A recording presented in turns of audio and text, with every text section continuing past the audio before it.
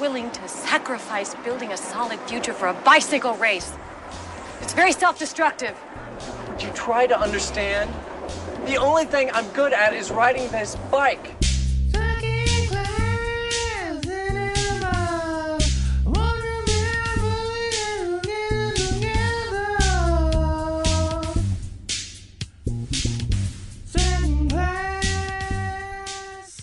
Welcome to Second Class Cinema, the show where we watch a B-movie and immediately discuss. I'm Tom. I'm here with Brittany, Eric, and Christopher. Hi. Hello. Hey. Hey, we have a first-time guest here, Howdy. and his name is Christopher. That's Welcome me.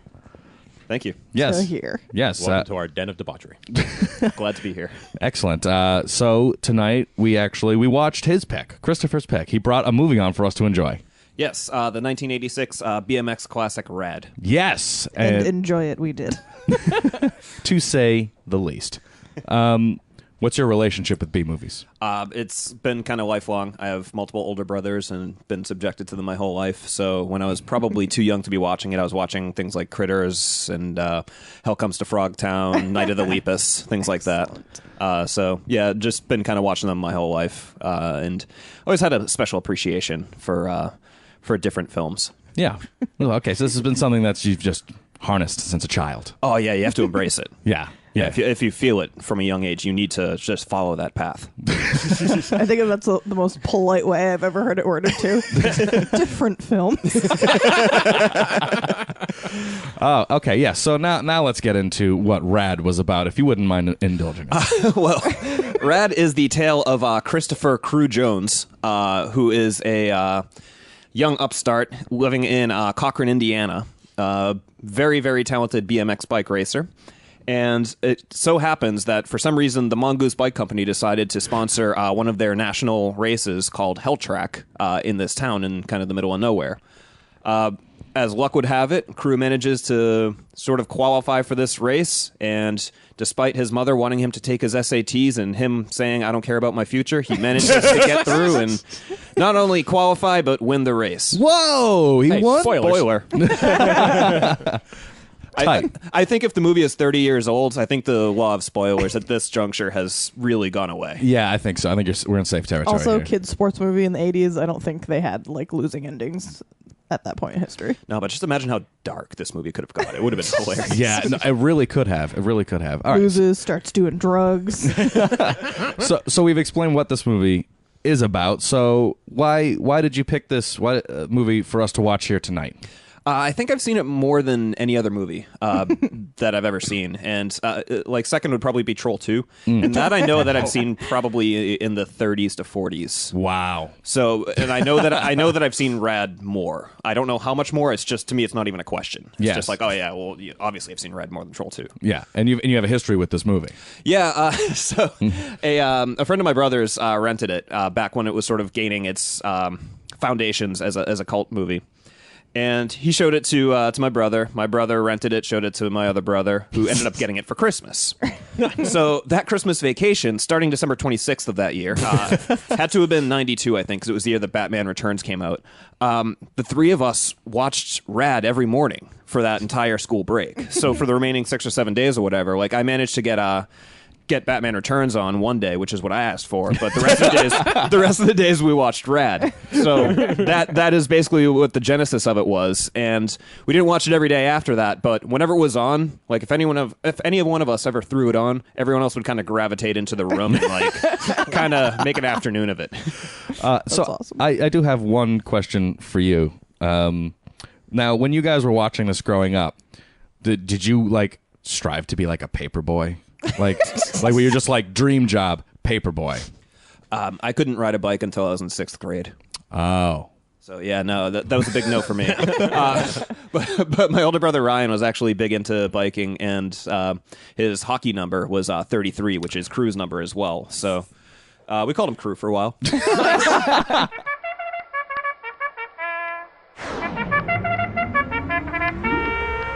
Okay, you clowns, cut the crap. All right, so let's start with successes for the movie, okay? Let's start with the easy bits. Eric. I like how goddamn genuine this movie is. Right? I usually do like a heavy dose of cynicism in my movies, but for some reason, like the positive vibe of this movie just worked for me. Like, you have this small, tight-knit town. Everyone's very supportive of each other. Everyone's striving for this one kid to meet his goal. Something about that's very enjoyable. Yeah. Not something you see too often. Yeah. At least not in the movies I watch. Well, I want to add to that with, like, so the main dilemma of the movie isn't if BMX or biking is allowed, period. It's who gets to do it. It's not Footloose with BMX. Yeah, no, because usually with these movies, they're like trying to stop the kids from biking. It's just like, no, who's gonna get to bike? That's the only dilemma. Like, We need a everyone's sponsor. everyone's all on board with it already in this town. It's sort of like the Mighty Ducks 3 dilemma, where they're trying to decide who gets on varsity, whereas who gets the shame of JV. Very good point. Totally. I guess. Brittany, what about you? I'm going to be totally useless because I enjoyed this movie so damn much, I hardly took any notes at all. That's Okay. a success in itself. Yeah. This But movie's this enchanting. movie was definitely the feel-good hit of my summer. I don't know about anyone else.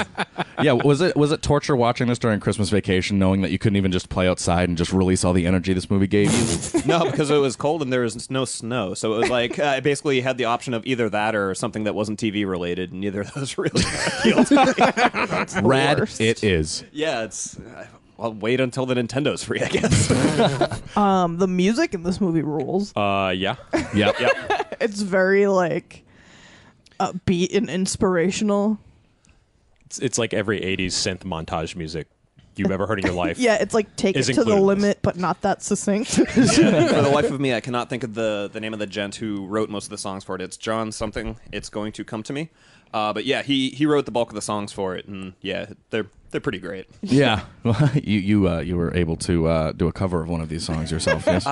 More like 3 or 4 of them. Wow. They weren't finished. They were done for an RPM challenge project, and it was kind of not, the whole project wasn't finished, so I kind of just left those in the ether.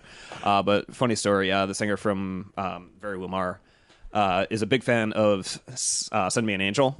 So I've been on his case to just sing that, and we can just put it out as Very Lumar and just be like, this is our new single. and I labored over it to make it sound exactly like the original. Yeah. So it'd just be like karaoke. I'm sure I got there, too. Christopher, what about you? What would you say is a positive note to this movie? So I kind of want to tack on to the whole positivity aspect. There are like a lot of like little scenes that I picked up on this time that I didn't before, but like the whole genuineness and positivity of it really struck me as funny this time, because we had scenes like when they were raising money to try to make sure that crew was able to race, and everyone was just so committed to their role, and they were in an auditorium that had seats for about 35, and there were about 20 people in there.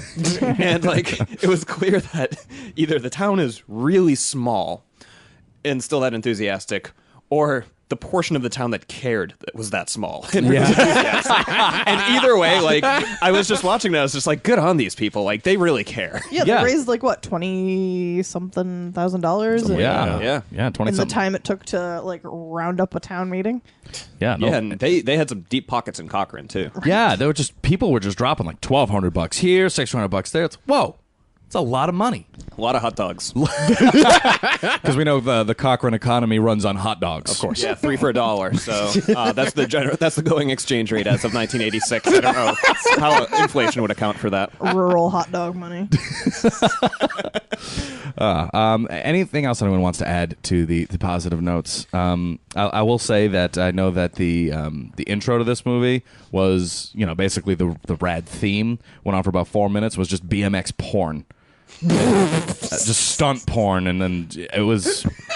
It's funny you say that because I was actually thinking the whole time, oh my god, I don't even know her name. Lori Loughlin? Christian Hawley. Christian. Good job, dude. Good job. I saw you go through your Your So- rad Rolodex. the catalog. Yeah. Christian, aka Aunt Becky, every time her and crew would hang out, they would have like this weird like bike foreplay, which was just them like cruising around stunting on their bikes. And I just thought that was so fucking bizarre. That was awesome. But it was pretty sweet. I must say, it was rad. And then that super sexual like bike dance. I can't Let's even save that one for later. I don't even know how to describe that. Yeah. Well, and I'll also throw out one more positive note, and this is the Tom positive. They said rad.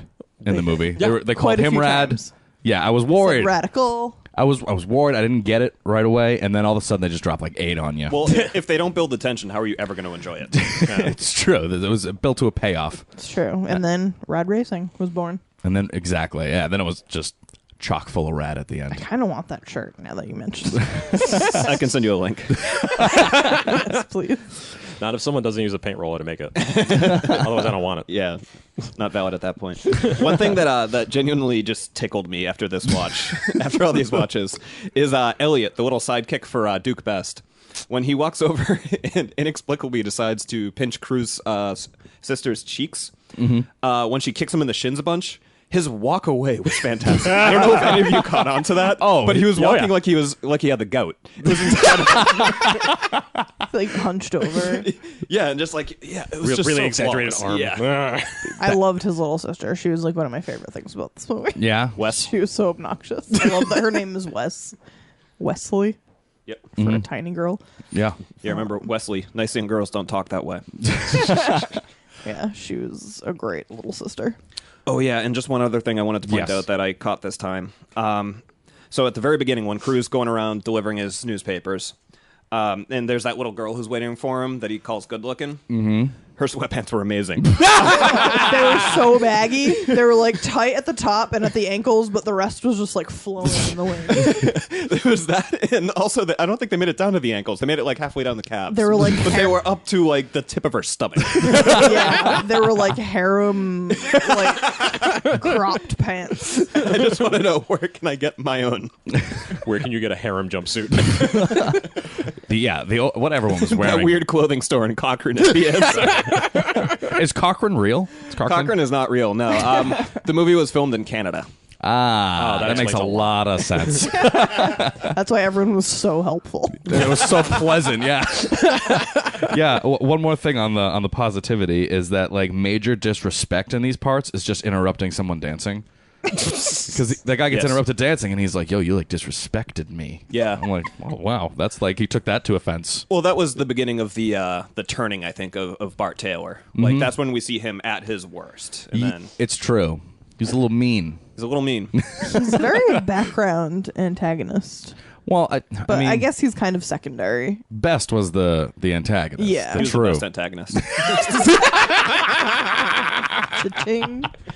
Cash that one in. I like how they kind of made these characters like whole people instead of just like I 1D. mean, they weren't exactly like 3D, but they were definitely not 1D. And like that's all I ask for is like make me give a shit about the story you're telling, which they totally did. I was on board from like square one. Yeah, I'm totally on board with that. Like, I agree with you, and I think it's not that they necessarily have like whole backstories or anything like that, but like in the case of like Wes, like she's good at forging signatures. Like they just give people like random skills like that are believable. Tidbits to like build their character doesn't Yes. even tell you a lot. I believe that this 10-year-old girl is capable. Like of how fraud. his friends were like how his friends were like secretly dating, but like he didn't really know because they were never like that in front of him. I was like, that's a detail that they didn't have to put in there, but they did. It made it richer So for it. it is a Exactly. detail that they put in there, but did anyone watching this movie ever for a second think that those two were not dating? No, No, I was like, they were that's totally, a couple. yeah.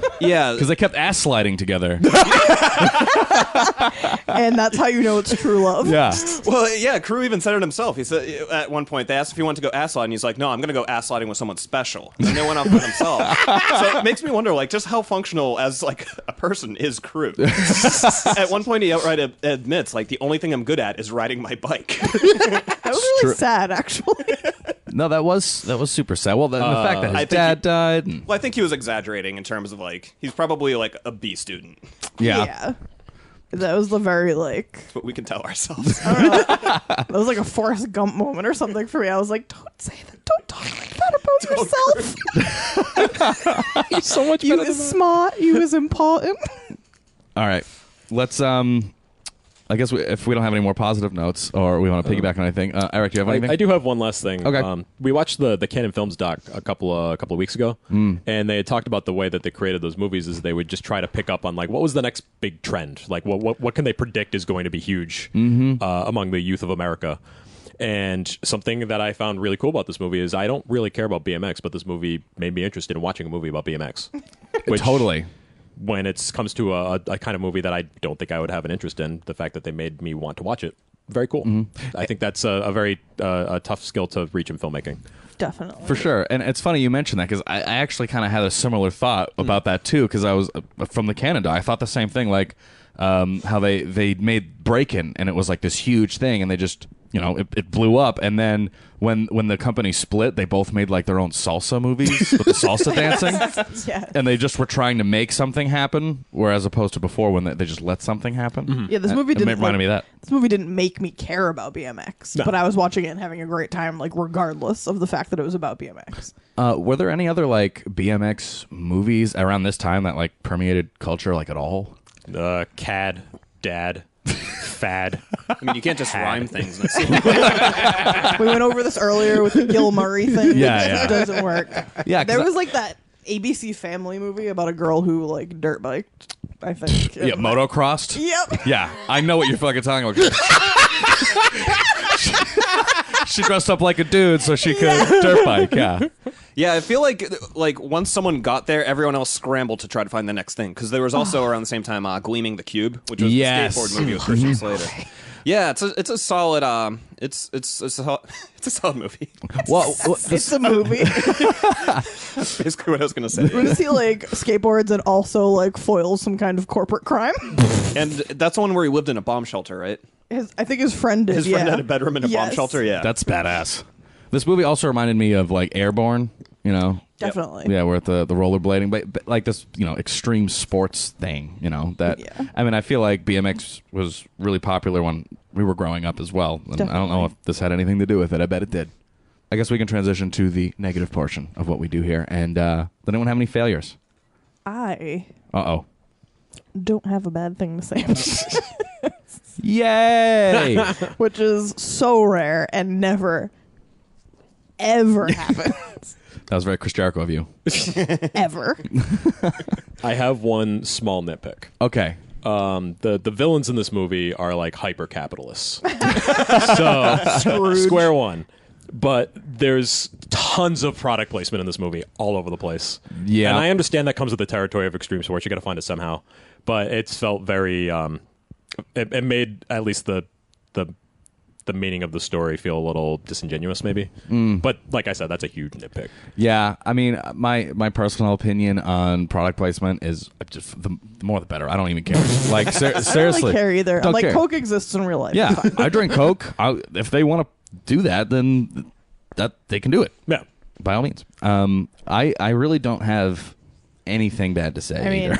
if I'm gonna nitpick, All right, nitpick. Crew was like 30 years old. I have that exact That's note. like the one thing I was like, all right, suspending my disbelief about the year he was born, but that's about it. Now, Christopher, you're really close to this movie. Do you have anything that like bugs you about it?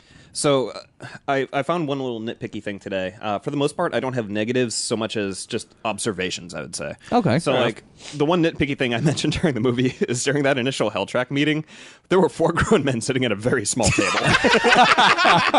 For like a big town meeting, like it was a table that was like 3 feet wide, and they were all sitting behind it. So they were getting very cozy behind that table for No a big, elbow for a big room. auditorium. Yeah. Yeah, I can buy that. But the Poor thing set design.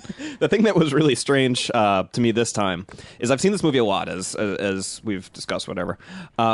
Cochrane reminds me a lot of Kubrick's Overlook Hotel in the sense that I think that its sense of space is intentionally misleading because I can never get my bearings in the town.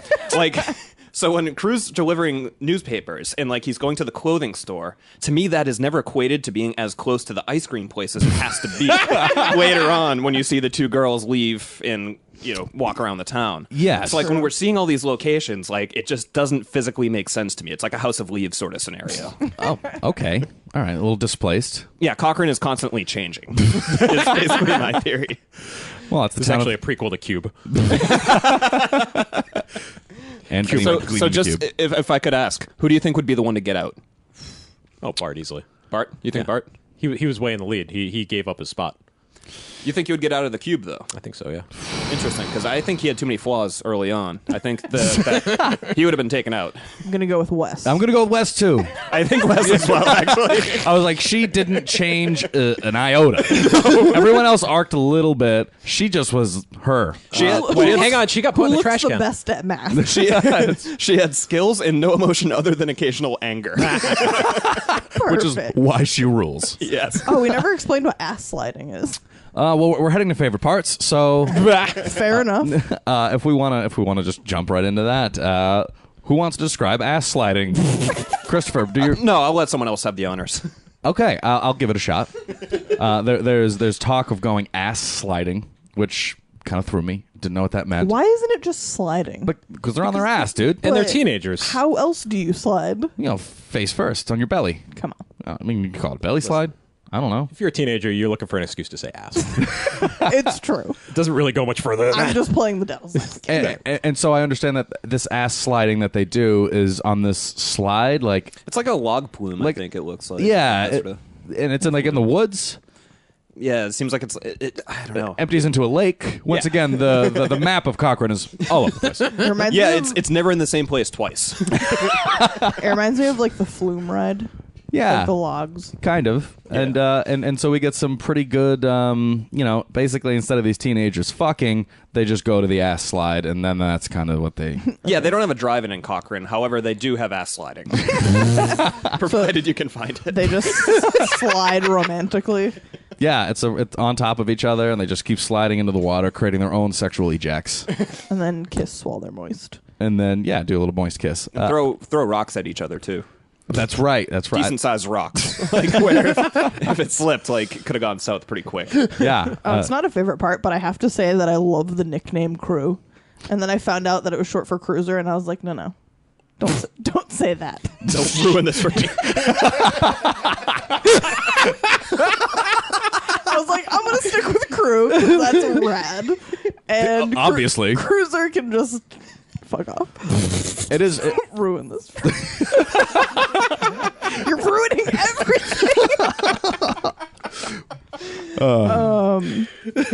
I have to say though, one of my favorite parts was after they get their sponsorship from Old Man Burton. That guy ruled. Timmer. Burton Timmer, yeah. Yes. Yeah, he was Mr. Beach Hand Ends. from Fast Times.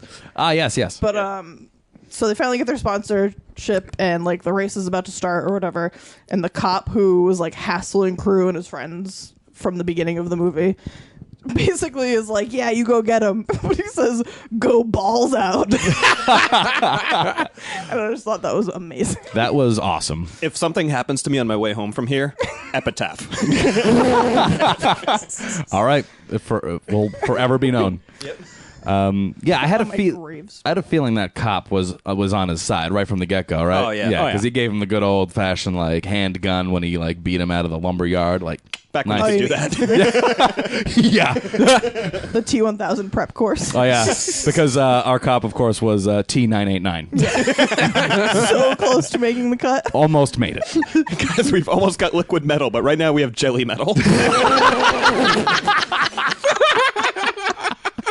That guy. Oh yeah. I got a plan for the future, because in the future, kids have dirt bikes.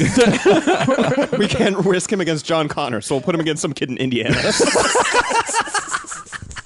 Did you say he looked like Robotnik? Dr. Robotnik. Totally does. Bald with like the most dastardly mustache. I will say, another thing I noticed tonight was when he took off his sunglasses for the first time at the very end, I didn't care for it. Because he had those weird little eyes. They just made me very uncomfortable. In context to like the rest of his Yes. face and the size of his mustache, his eyes were so beady. Yes. Like, creepy. I thought. When he started taking them off, I was like, oh my god, is there gonna be like a big reveal? Does he even have eyes? Like, He's allowed to be a motorcycle cop. No fucking eye. blind the whole time. He takes off his gloves and he's like the thing from Pan's Labyrinth. Holds his hands over his eyes. Oh, disgusting.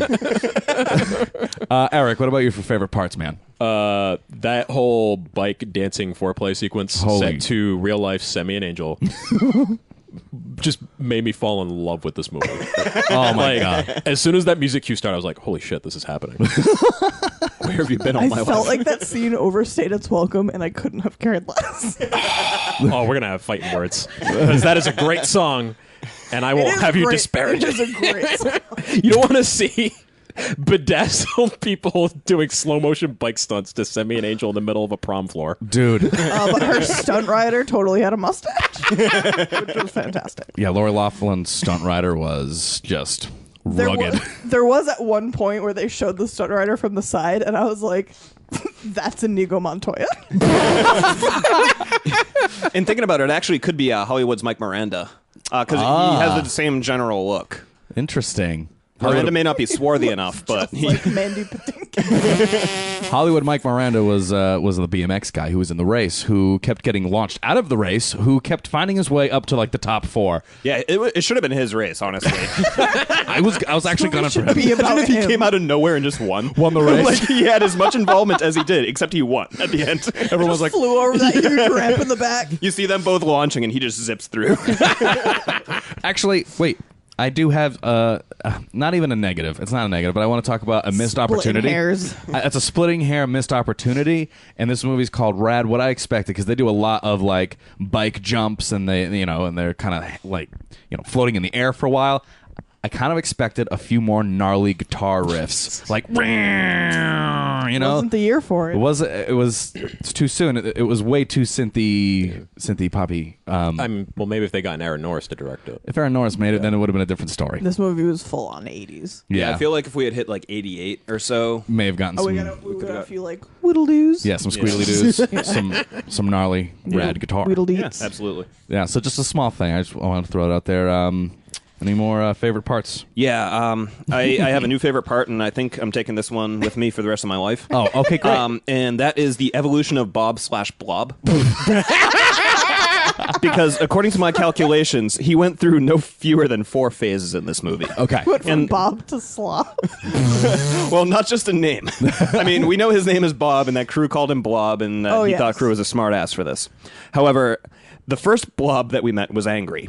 And this, which can be exemplified by such a quote as, the name's Bob, smartass, that sort of thing.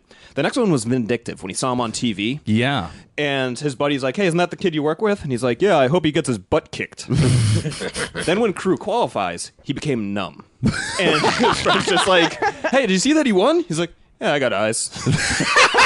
Then finally, it's like stages of grieving or something. He gets too enthusiastic, and as soon as he's like starts hitting on this random woman that's sitting next to him, saying, "Oh yeah, Crew's my buddy. I know him. I work with him," as an excuse to steal popcorn from her in the most lascivious manner. It is disgusting because I wouldn't, even though his tongue did not touch his hand before it went into that popcorn. I just would never touch that thing of popcorn again. I would just throw it out Directly in the trash. He was a creature, for sure. Well, imagine someone named Blob reaching over a rail and stealing popcorn out of your container. But I think, if we're talking about like the hero's journey or something like that, I think that of all the characters in this movie, Blob really showed the most growth. I think, you know what? I think you're right. He had the largest arc of them all. And it was in the background. It was subtle, but it's there if you want to see it. Oh, excellent. Let me see. Ass sliding. Yep. Mm-hmm. Oh, when he was balls doing out, his yep. paper route in the beginning, the part where the dog grabbed the newspaper, I thought that was funny. Manana, Toto. But actually, I appreciated that. about that too, I have kind of a question. Do Okay. you guys think that the trash and fire truck go by at the same time every day? Every day? Yeah, because I mean, I live like right outside the city, and my trash comes once a week. Like it's never like picking up a dumpster like the same time every day. Yeah. No, I have the same complaint about our trash. Let's talk to our mayors. All right, let's change the focus then. Let's talk trash. Let's sit the mayor down at a very small table with 3 other people. Say, listen, buddy, I want the trash to be like Cochran's. Welcome to Second Class Trash Cast. Favorite part, also the mayor. Well, actually, during that part, I assumed it was like a Sunday. No But one does trash on does Sundays. he go to school after that? He does. Yeah, because they arrive in the schoolyard when they see the rich kid. Yes. Yeah, okay. because he goes, "That's one fuck Juvenile. Whenever I see asshole. somebody delivering Juvenile, thank papers, you. I just assume it's a weekend. Yeah, he's the same one that has the immortal line, Paperboy thinks he's a pro. Oh, with his sweet like green and pink sweater. He was super Yeah. preppy, He yeah, was. his name was harsh. Surge. like the soda. I don't know if it really is, but I like just as soon as we were talking about him, I'm like, that guy's name is probably Surge. I believe everything you say, by the way, just Yeah. so you know. All right. You're like the foremost expert on this movie, as far as I'm concerned. Did you guys know that you owe me $50 each? Oh my God, you're right. I think my favorite part about this movie is that it ends on a freeze frame. Yeah. Yep. And it had a no dilly dally close. So race is over. Bad guy comes around. They shake hands. Yeah. Death Raiders ending. Boom. Freeze I frame. love It's over. the good guy high road ending. Like, oh man, you lost. You got kicked out now. I think we have room in the crew for one more. Freeze frame ending. I like that. Fuck yeah. Well, before the freeze frame ending, very important, they lifted his bike together. Yes. That is As a huge. symbol Yes. of their impending friendship. Yes. They Yeah, are I mean, united. that gives you more than a sequel ever would. You know what? You're I right. said sequel and I got so sad that there isn't one. Well, for some reason, Bill Allen, the guy who plays Crew, actually follows me on Twitter, so I'll let him know that you're interested. Think he still has skills? I hope so. No, it's about him taking the SAT 6 months later. Yeah, no, he gave it all up and became like a lawyer or something. Sellout. All right. Any last favorite parts? At the very beginning of the movie, when they're all saddling up with their paper sacks, Luke couldn't tie his own, and Crew had to do it for him. All right. Favorite part? That's all. All right. Let's rate it then. So let's rate it then. Yeah, I'm gonna go with Yeah, fuck I'm gonna you. have to give it an unfortunate fuck off. Oh my god, my fucking father. Fuck you. Fuck you. Fuck you. All right, guys, let's rate Rad from 1986. It's been a while since we've explained the fuck scale, so I will do that very quickly here. So we're going to go ahead and give it a fuck yeah if it's amazing and we absolutely loved it. We're going to give it a fuck off if it was kind of mediocre, and we're going to give it a fuck you if we hate it. And it was a waste of our time. And it was a waste of time. I don't see us going any lower than our number one rating, which is fuck yeah. So I'm going to give this a fuck yeah. I second that emotion. Second that motion? Yeah, yeah. Third. Can we Give it a radical fuck yeah. Yes. Okay, so we call thank you. I think one got in there. So we call that a fucking sweep because we've all given it a fuck yeah. And I'm pretty sure it was obvious it was more obvious than Crew winning the race. That We're like were halfway through this, we're like, I know how this movie ends. I don't give a fuck. Mike It's Miranda keeps you on your fantastic. toes. It's true. But yeah, I mean this was just an absolute blast, genuine, positive movie. Like Yeah. I don't. And the fact that you watched this as a kid, like, oh my goodness, I wished I watched this when I was a I kid. know. That's what I wrote. I was like, I would have loved this as a kid. I mean, I love it as an adult. Don't get me wrong. Yes. But if I saw this when I was a kid, it would be like part of my repertoire. Yeah. Oh yeah. Yeah. It's going in rotation. For sure. They just don't make movies like this anymore. No. I hate to be a jaded, nostalgic asshole, but it's true. You'd have to make this like a parody to make it today. You mentioned Yeah. that, like when actually, because you said that during the Send Me an Angel scene, and I was like, yeah, they'd make that would happen in a Will Ferrell movie, and, Dude, you nailed it. Yeah. and it would just be close-ups of like the bike stunts, and then it would just be. It's actually been parodied outright. Like the song when he's doing the Helltrack trials, like that's been in like a few different things where they've been making fun of that. Like Oh, I feel like that song American Dad used it. had a for weird that same sort of familiarity. thing. And Really? Turbo Kid uses it as well for the opening scene. Still haven't I watched still haven't that watched yet. Turbo Kid. Turbo Kid's great. That's what we heard. Yeah, you'll love it. I'm excited. Yeah. Anyone else want to add to the fuck yeah ship? Is there anyone else? Oh, hey. Hey, you Here comes over Crow. there. I heard there was a hot mule in here. I'm just kidding, Bill Allen. I love you. No, all around Yeah. awesomeness. Total fuck yeah. Rad was rad. Absolutely. Any final thoughts, questions, exclamation points that we want to talk about before we wrap it up here? Is that it? No. All right. Well, then that's it. We watched Rad from 1986, and it got a fuck yeah all around fucking sweep. Fucking sweep. This one was I'm excited that I have access to watch this again. that I am excited for. I want to show this to people. If you'd like more information on our show, you can head on to Facebook, facebook.com/secondclasscinema. If you'd like to listen to our program, you can find us on iTunes, Stitcher, TuneIn Radio, secondclasscinema.com, and followingfilms.com. And now the show is over, and it was rad. Do you want to plug anything? Yeah, Christopher, thank you for coming on. No problem. It was a blast. Thank you for bringing this movie into our lives. Yes, showing us rad. Oh, cool. Yeah, I'm in a couple bands. Very Lumar. That's VARYLUMAR. I didn't pick the name, and I'm also in a band called Desk. Yes, with a former panelist, I guess you could say, from the show. Panelist, all right. Panelist, yeah, we'll say that. Good old Jimmy Paul. Oh, yep. No one on this show is Jim Schultz. Yeah, but not to me. So yeah, you can find us at deskrocks.bandcamp.com and verylumar at verylumar.bandcamp.com. Awesome. Excellent. Cool. Thanks. All right. Thanks for coming. Yeah, thanks for having me. This is great. Fantastic. Go home now.